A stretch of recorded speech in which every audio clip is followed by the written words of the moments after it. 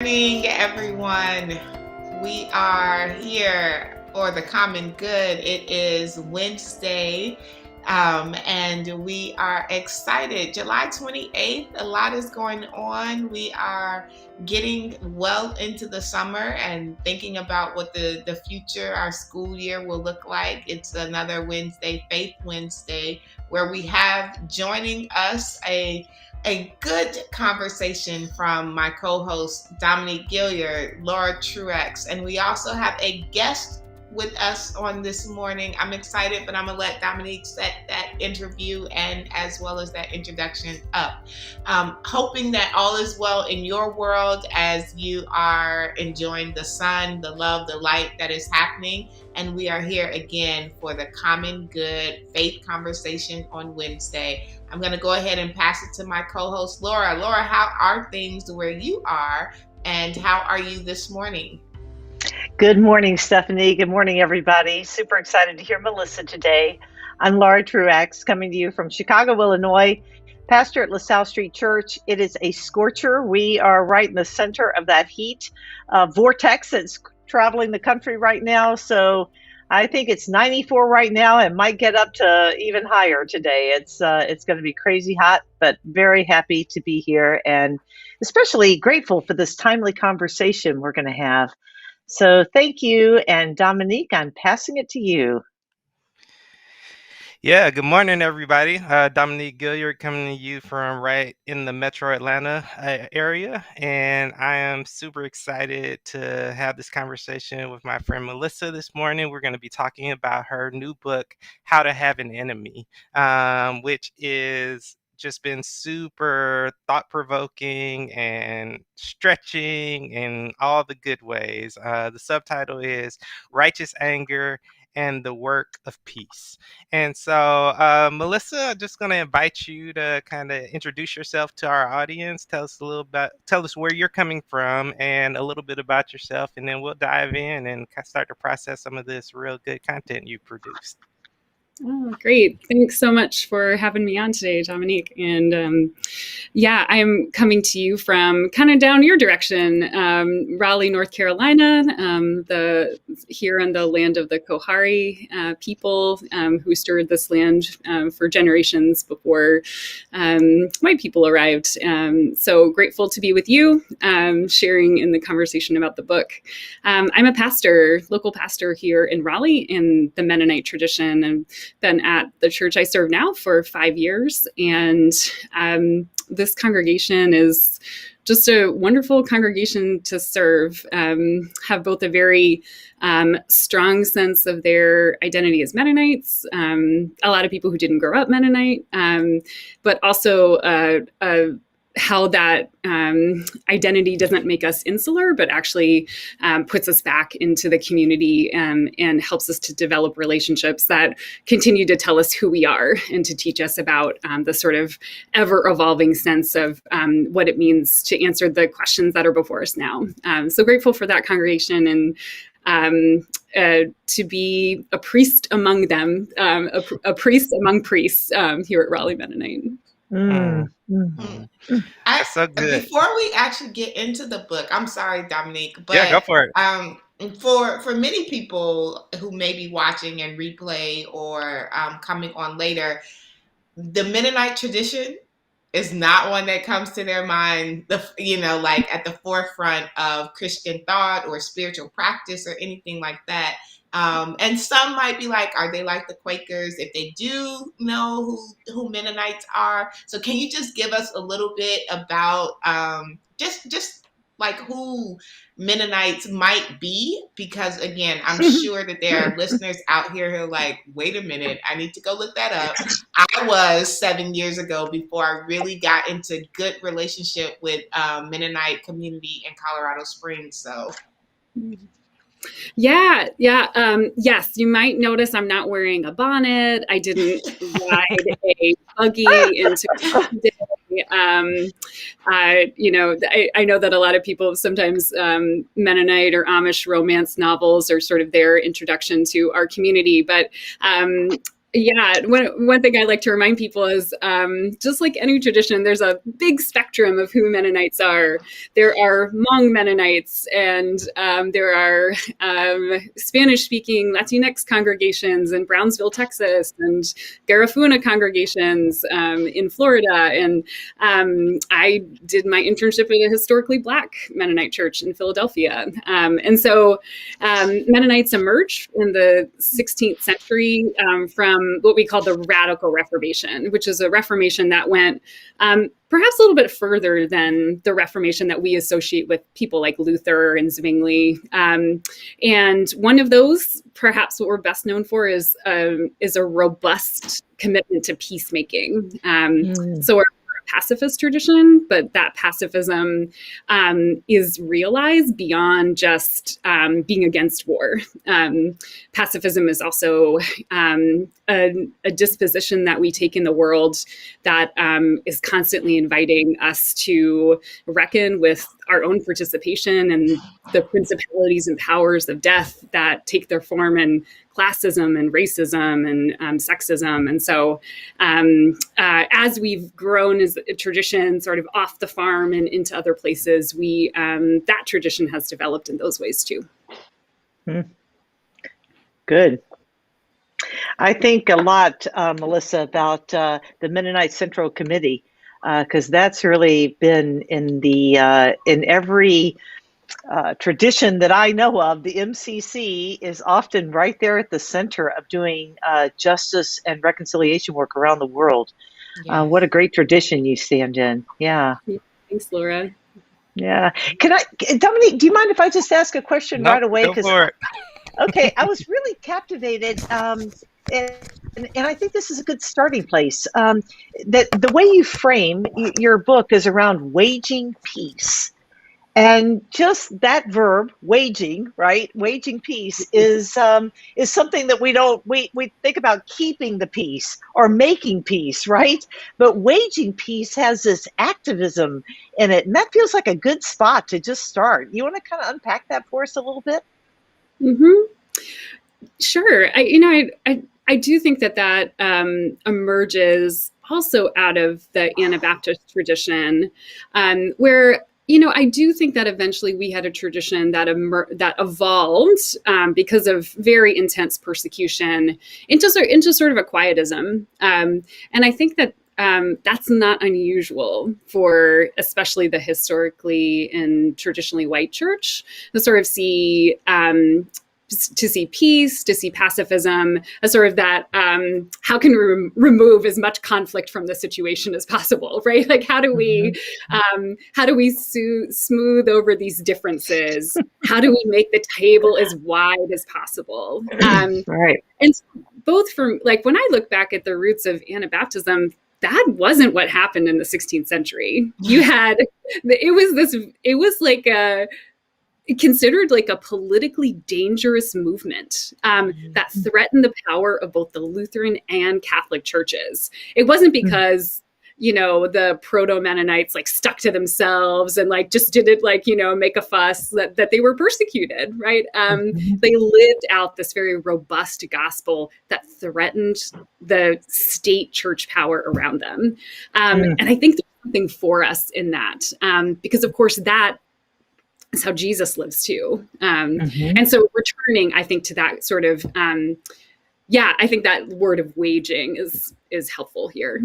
And I'd agree with what Laura says. It is such an active practice. Again, for those who I know in Mennonite community, it is such an engaged practice of doing the work of peace, right? Like, it is not passive. It is not just, we'll sit back. It is, how do we lift and raise our voice, insert ourselves? And this is not to paint a romantic picture of Mennonite community or anything like that, but but for those that I know, Mike Martin, Raw Tools Inc. is a ministry in Colorado. It is really about developing the plowshares for peace. Yeah, I think that's right. And, and this, I think, has taken a turn for us as a church, for me, when you move from refusing to take on sort of the liberal separation of the personal and the political, right?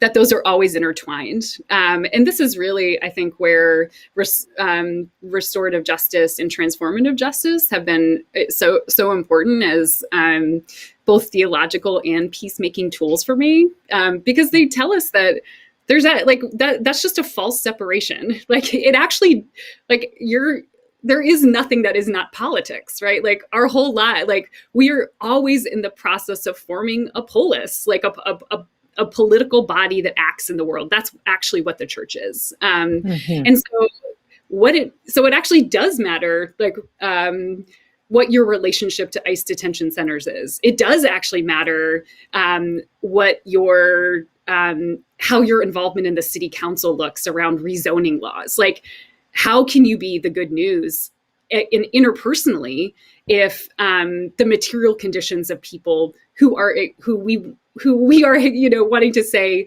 let's participate in this good news together, are unaffected by our lives?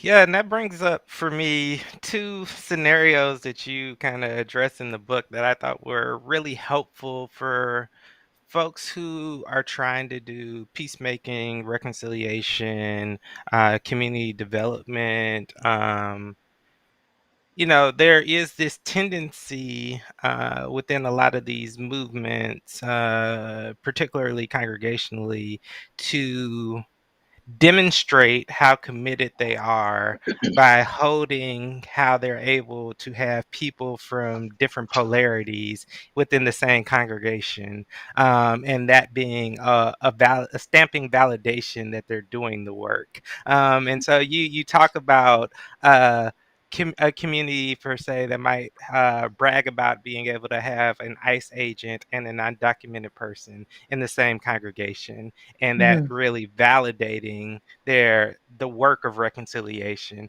Talk to us a little bit about some of what we miss when we frame reconciliation in that way. I mean, I think the most important thing that misses is a power analysis, right? We have just, as a church, we have this sort of recoiling from the language of power. And that got worked out of me early on because I started organizing with Industrial Areas Foundation. Some of you may remember Saul Alinsky, who were listening to this from the 60s, or like someone else who organized in that model, this guy named Barack Obama. And so and really what that model of organizing works around is power. Like, not that power is always at work among us. And when we first, bring up a power-based model to congregations, it's very like, oh gosh, like that's very uncomfortable to talk about power, because I think, again, we want to have this sort of reduction to sort of the stuff that kind of floats on top. Like that if we can be kind to one another, if we can hear each other's stories, if we can worship together on a daily basis, maybe something will change, but we're not really committed to that because, we all have things that we have to learn from one another. And that's really different when you're, say, in my congregation and you've actually had a church member who ended up in ICE detention.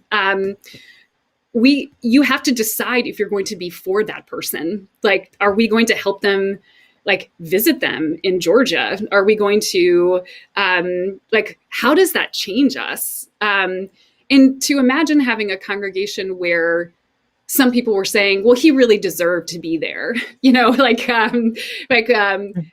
really, he doesn't really deserve to be here. He broke the law, these sorts of things. Like, how do you actually have a community that acts in the world? And this is where I think I talk in the book about how the Pauline language for the body of Christ is a living being, right? Bodies act world. Paul doesn't say like, oh, you are a shovel that sits there, and like you are not a painting like that, people look at as they walk by. Like, bodies act, they do things, they move, they have a purpose, they have a direction. How are we going to have a purpose and direction if the parts of the body can't even agree who we're for, and are not willing to do what it takes to act out that good news as the body? Yeah, so what you're saying is that, relationships aren't the silver bullet. You're not saying that they're not important, but they are not the silver bullet. Just because we can be in one room together doesn't mean the reconciliation has actually manifested itself. And I think there's another story I want to kind of just connect to that. I was in well, part of how me and Melissa got connected is through our common interest in criminal justice reform and transforming our judicial or legal system from a punitive based system to a more restorative system. And so I was in a Facebook group with, and somebody made a comment that most of us have probably heard on some level. They were asking, is it really helpful to post pictures of law enforcement in BIPOC communities doing good? Like, is that actually really a helpful thing to post, or is that something that actually just gets used and exploited to try to decrease people's angst around some of the calls for accountability that are going on? And you have a really powerful section in the book where you talk about some of that, Melissa. So could you unpack that for us a little bit too? Right. Yeah, I do think that there's a similar kind of I mean, in some ways, it is propaganda that happens in policing that actually mirrors this sort of sentiment of the church, that somehow, if we really just knew each other, that would be the thing to solve all of our problems. And so I tell the story about how in my city, Raleigh, we also have these events where, it's meet a cop at McDonald's and in historically Black neighborhoods, and we give you a $5 coupon or a $1 coupon for McDonald's. And we sit and we talk, and contrast that with Kenya Young sharing the story of giving her 3 sons, a Black mother, the talk, which I know that every Black person hearing this knows exactly what that is. It's the time where your parents tell you, you do not function as you're in your body in the same relationship to the police as your white peers. And so here's how you have to act to survive police encounters. And so for every time that we're having these events with the police in Southeast Raleigh, we're having Kenya Young share this talk with her child at home, basically to correct this and say, that this may have happened, but when you get pulled over at 10 p.m. because one of your headlights is out, or you have something hanging in your rearview mirror, all bets are off, right? This is, you become another Black kid, Black adult, most likely, who is threatened in the same way that all Black children who are perceived as adults are. And so I really want us to be careful about underestimating especially the power of the racial frame as we are engaging in this work in our churches. We just have to do better power analysis alongside of these questions, like whose story gets to be told, right? Whose story has the most power? How do those stories actually affect the way that we operate, or how we distribute our money?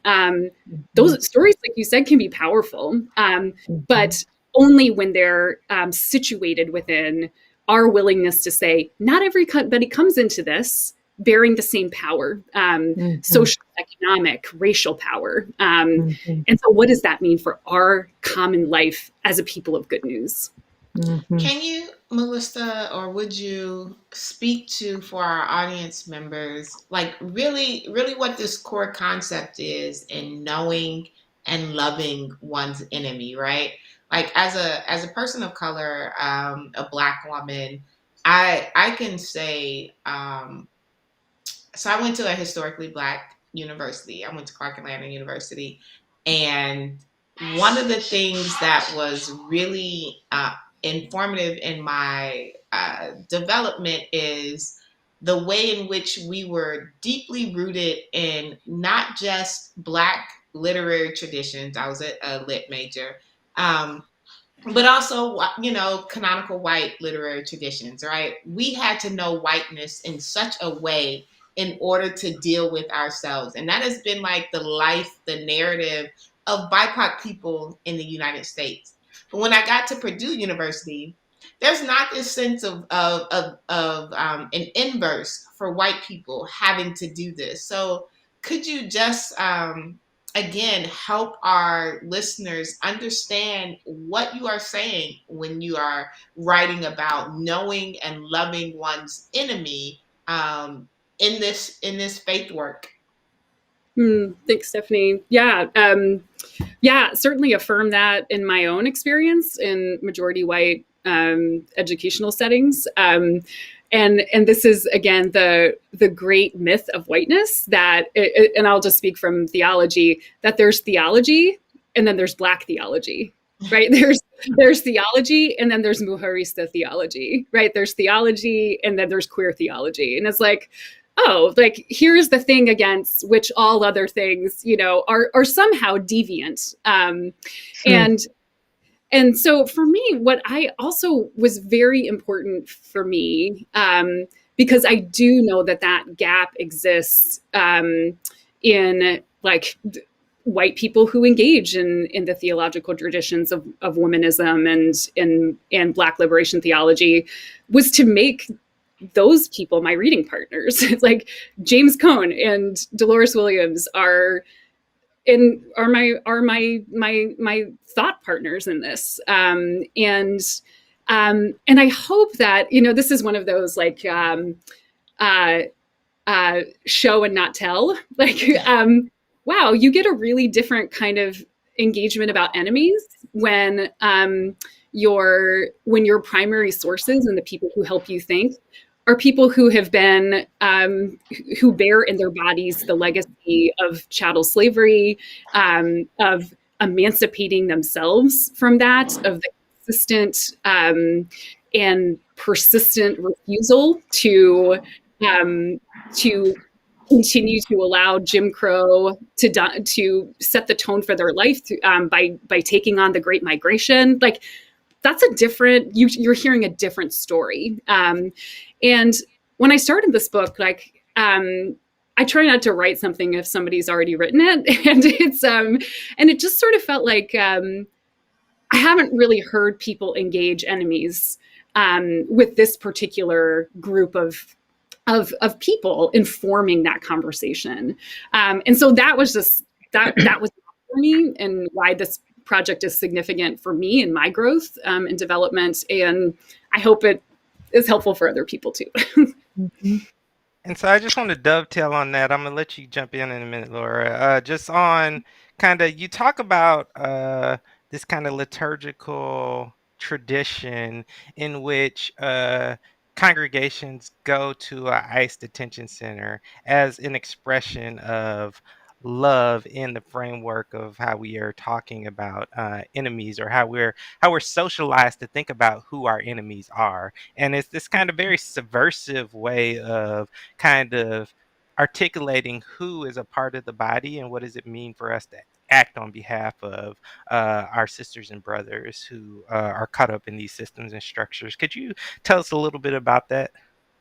Yeah. When I lived in New Jersey and I was in seminary, there's a group that every Monday, Thursday would go to an ICE detention center. And if people aren't familiar with detention centers, they are hidden in our neighborhoods, in our, in this case, in a warehouse, like a set of warehouses, like right next to this place that held, stone for landscaping, was like this identical building that held human beings. And even that sort of image of like warehousing humans, the US government would sort of feed that out to pay people to warehouse human beings, is just such a stark contrast to sort of our belief in the sanctity of God's image in every person. And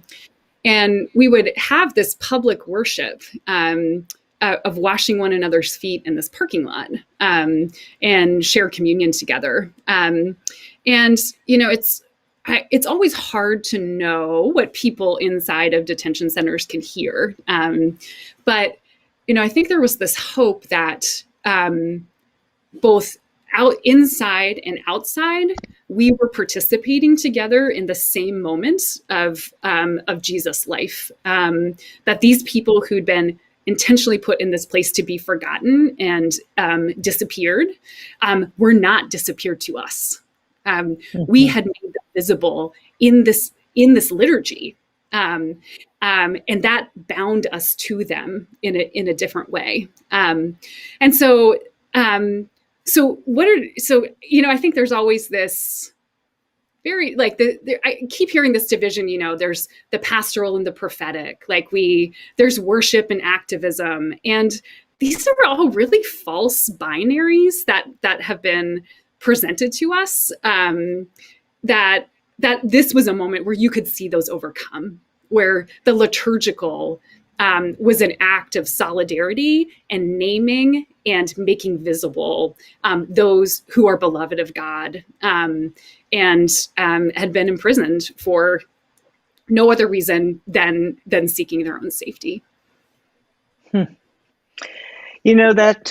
example, Melissa, reminds me of that old series by Walter Wink about around powers and principalities. I'm sure you've read it, right? Yeah.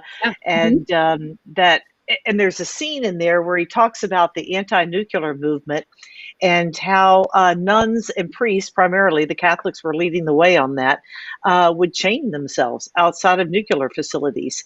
And it was a way, I think Wink describes it as a public exorcism. It was a ritualistic thing that they were doing to call attention to the evil of nuclear arms, and by chaining themselves to this fence, by the words they used and their own bodies on the line, they became these ritual sacraments of making visible the evil that nuclear arms likes to keep invisible, right? Yeah. Powerful examples. Can I go back to one of the guys in the chat here, Ray, said the hard work of relationships is listening. Relationships mean nothing without hard work of being a presence to build trust. And I want to go back to some of the stuff that we had heard about in the last 4 years around, I'll call them the purple churches. The churches where the pastors, were speaking across the aisle, the political aisle. And I think I started maybe 5 years ago with a purple church, and I think I've largely run the Reds out of town, and now I'm effectively pastoring largely a blue church, and I feel mixed feelings about that, in part because of what Ray's putting in the chat here, and I'm thinking like really practical. How do we listen across the aisle? I know your book addresses this, but I'd love to have you unpack this for our listeners. How do we create that common space for change to happen? Does that happen in our church? I mean, we've already kind of addressed that a little bit, that if you had an undocumented person and an ICE officer in the church, then at the minimum, what you do is unpack these power dynamics that are present, right? You have to unpack the stories of real life sorrow. You have to excavate at those kind of deep levels. But talk a little bit about those pastors who are pastoring purple churches and and trying to do that well, and in a God honoring listening hearted kind of way. I mean, what do they do? Yeah. First of all, I don't think you need to feel bad about that, about the position that you're in. Stanley Hauerwas has this great article from a while ago in the 90s about how preaching makes enemies. And that's true. If we're going to talk about the good news of Jesus Christ, it made enemies. It will make enemies. Like that's, and I think the question is constantly for me is, what is the kind, like, what is actually church for? I think this is the question that I would really encourage everyone who is in this place of like, well, can listening change people? Okay, it sounds like what you're really in this for is to change people. And I would suggest you do an analysis of that, because evangelicals voted at even higher numbers for Trump in 2020 or in 2020 than they did in 96 in 2016. So I don't know. Right. I mean, apparently whatever you were doing didn't appear to work. But I am welcome, I'm welcome to see some different statistics on that. And so if I think that people in purple churches really believe that that's true, that if you get people, and I would love to see that that's effective. My feeling about ministry is if you keep doing something for years and years and it doesn't actually like produce the discipleship you want, you stop doing it and you do something else. And so feel free to shoot me an email if you like had people repent of Trumpism in your congregation from your purple church pastoring. I'd be happy to receive that. Which is all this to say that that is not what I think the church is for. The word that always comes to mind for me when I think about church is sanctuary. It comes from a deep commitment, again, to the tradition that I think most faithfully carried Christianity through this country, which is the Black church tradition, that left behind white spaces that were of legal white Christianity that were taught by their slave masters, and went into arbors and to the woods and created these places called hush harbors. They were places of safety and care outside of the white gaze, where they taught each other how to read, where they planned slave rebellions. And if I'm going to have a church, I want it to be a place that is sanctuary for people who their lives out there are a place of constant violence and trauma, and that this becomes a place where where their life is honored and where we can fully say, "Blessed are you," as Jesus did. That's the commitment that I have. I will not pastor unless a church. I'm very upfront about that's the kind of church I'm going to nurture. It could be that I'm just not very good at this. Like some people may skills to like talk people out of racism. I don't know how to do that. So again, if you know how to do that, I would love to know that answer as well. Like what's been effective, but I haven't found myself to be good at that. I think that that's a really good place to even push and dig further, right? Thinking about the comment from Ray as a listener and others, the desire, the hope to build sanctuary is so critical in this transformative spiritual faith journey, right?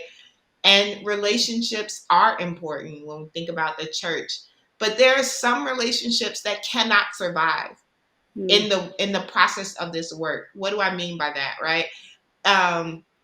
Granted, yes, we can have an ICE agent and an undocumented person in the same congregation, but at some point we are going to be buttressed up against each other, right? You can have a slave and a slave owner in the same space, but at some point somebody has to not be a slave owner if we're doing this work right. where does whiteness go in the work of sanctuary? What do we do with whiteness and those who understand themselves as white? Yeah, and Stephanie, just to say, like, the person who's like on your team for this is Jesus, right? Who says, I will divide you from your families for the good news. Like, Jesus is like anti-family from the beginning of his ministry to the end. Where he is constantly breaking apart the expectations for even our closest relationships, that the good news will disrupt those and create something else, right? Like, I don't think it's like it's the constant sort of clearing out and building again, right? That happens with Jesus. He brings a new family to the Passover meal for the Last Supper. And so, yeah, so I think like we don't really want to deal with that. I've never heard somebody preach about that. I've never preached about that. But I do have a chapter in the book about becoming enemies to family, because Jesus is so consistent about this. Yeah, so that's a first thing. But yeah, like this, I think that's a great question because, and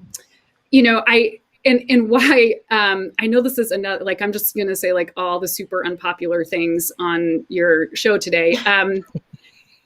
My sense about the work of majority white churches is not that the goal is to become a multiracial church. Goal of white churches is to become anti-racist churches, and to constantly be in the work of attending to our whiteness, and to figure out how we can take hold, as Willie Jennings said, of Black anger, and be sure that our Black and brown siblings do not bear that anger alone. If that eventually leads to a multiracial church, that's great. But my experience here in the South, I think hearing similar resonance to your experience at a HBCU, is that I know the power of the historically Black church to be, again, a place of sanctuary and refuge from whiteness, right? To have an educational experience where whiteness isn't the thing that you're always defining yourself against. That is liberation and healing and freedom. And so I respect that we have historically Black churches, Latina churches, because people recognize the power of those spaces. And so I think we have a different kind of journey in our majority white church of that constant work of deconstructing our whiteness, and putting ourselves into solidarity with other people in our community. And again, if eventually we become a multiracial church, and that's a vision that the church sets for itself, we can assess whether we have actually become a safe place, that we have become a sanctuary for Black and brown people. So there's two quotes I want to lift up real quick before, and I would be remiss if we don't have time to allow you to unpack the Psalms for us and kind of what you do in the book around the Psalms. But before we get there, kind of going along with some of what you said, I really appreciated these two quotes. The first one is, the work of pastors is not to soften strong beliefs or to shelter oppressive ideologies under the guise of our oneness in Christ. Instead, it is to work to carve out a common life within the good news of Jesus' redemption. I think that's a very different way of thinking about oneness in Christ than what a lot of our congregations across the country articulate. And so I really appreciated that. And then the second quote, it says, the church acts towards the flourishing of creation. In the Bible, we see the church formed when those who lived off the backs of the dispossessed become like those whose death was required for their thriving. They redistribute their money and reorient their social customs. They reject participation in economies of death and refuse to steal and kill for the empire.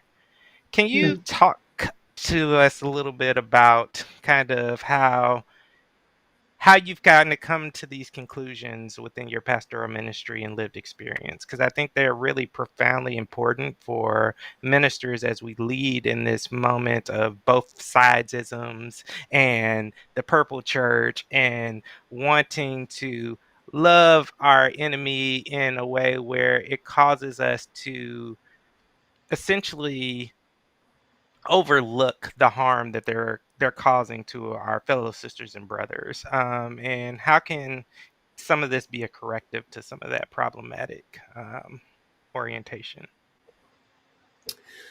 Yeah, I I think that something that is not taken with seriousness about I think people who really are caught in that, like both sidesism, is um, that people who are oppressors are also caught in the web of destruction and death, right? We need to save those people. Like oh gosh, I wish I could remember who I heard say this recently.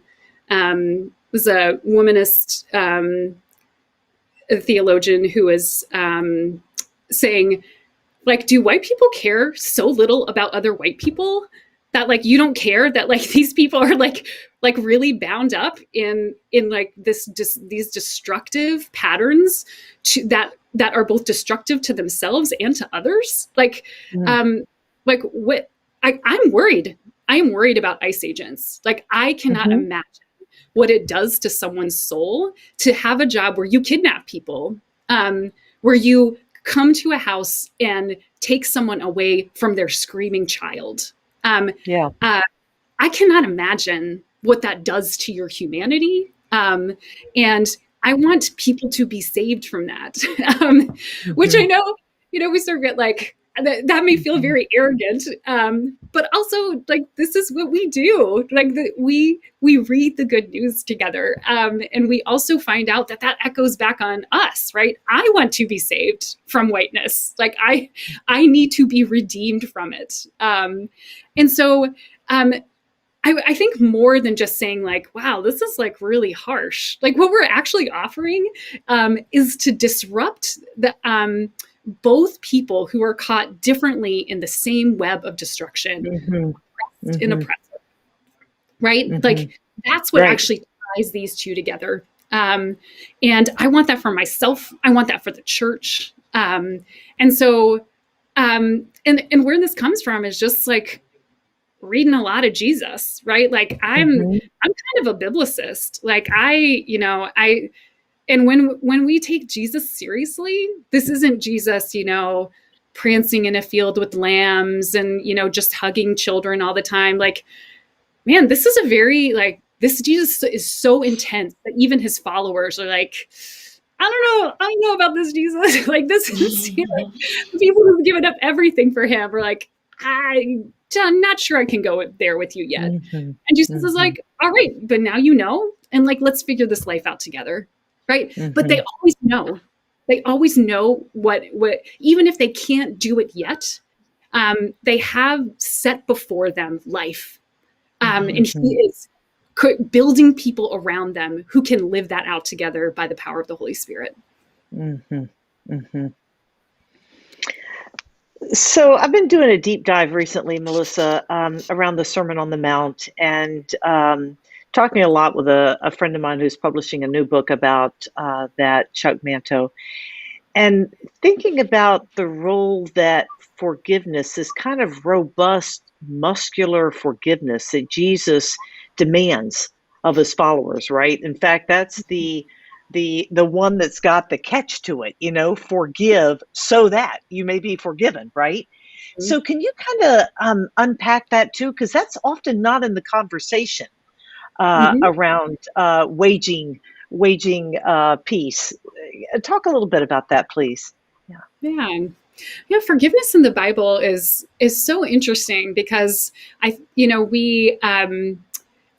I love about a phrase like that is Jesus says these things and then in the Acts and the epistles, we actually see what they do with it and how like how it's really, really hard. Like when real human beings are like dealing Right. with each other, right?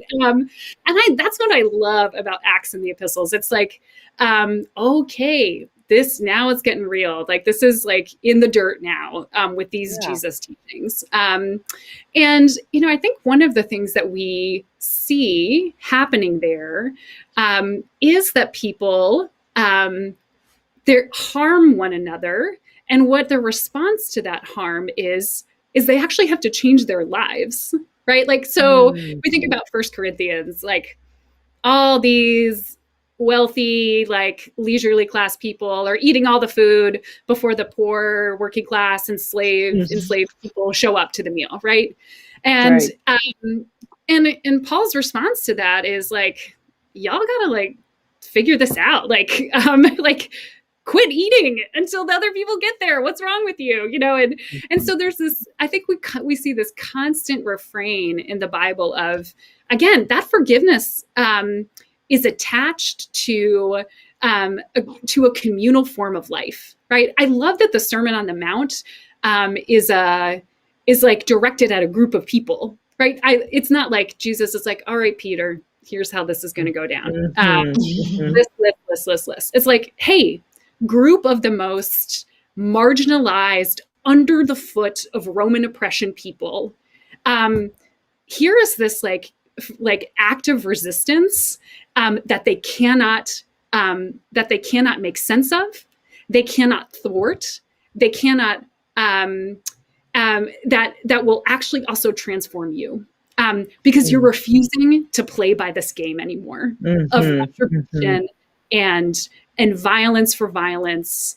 And we've got other work to do. So when these Roman soldiers come up to you and take your clothes away, like this is the disruption. This is the disruption that will happen. And then we continue on with the life that we are building among us. I almost feel like this is Jesus saying, like, you don't even need to bother. Like, don't put all your energy into like these resistance movements that just keep getting crushed. Build something new. Like build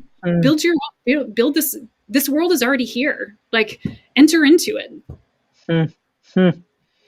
And so you talked about how kind of Jesus says on the ground, like things have to change when we're living in these kind of unjust, oppressive societies.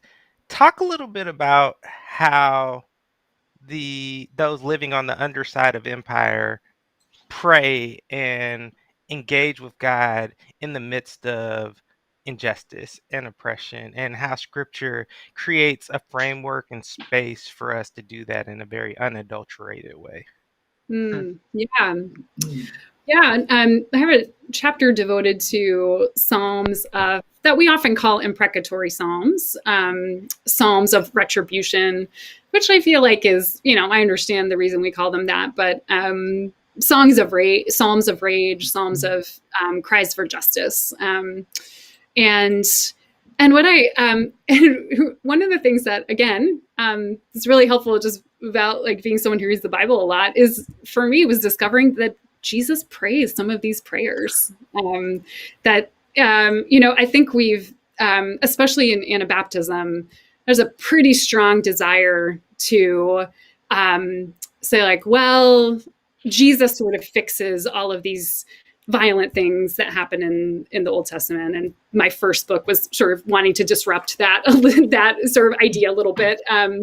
But I think it's fascinating to see Jesus also pray those psalms, to see those psalms emerge in the lives of the disciples and the early church, as if Jesus also takes on the role of this holy rage and justice.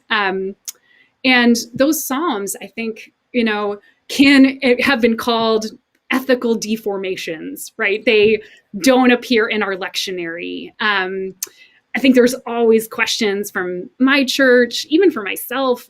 Do I pray these psalms? Do I? And I thought I would just tell this story about sort of living out this sort of this imprecation.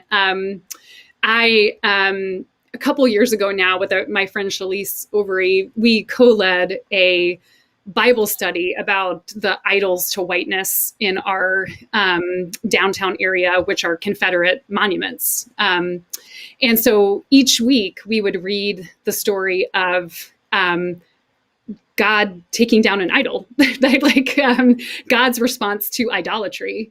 And we would tell the story of that Confederate monument, again, as trying to collapse activism and worship. But we always ended with this pretty imprecatory psalm. And I would sort of jokingly, but not really, I would just say, let's just all stand back as we circle this monument, just in case today is the day that God like strikes this monument in our midst. And I mean, I'm like, you know, I'm fine with things like that. I believe God could do that.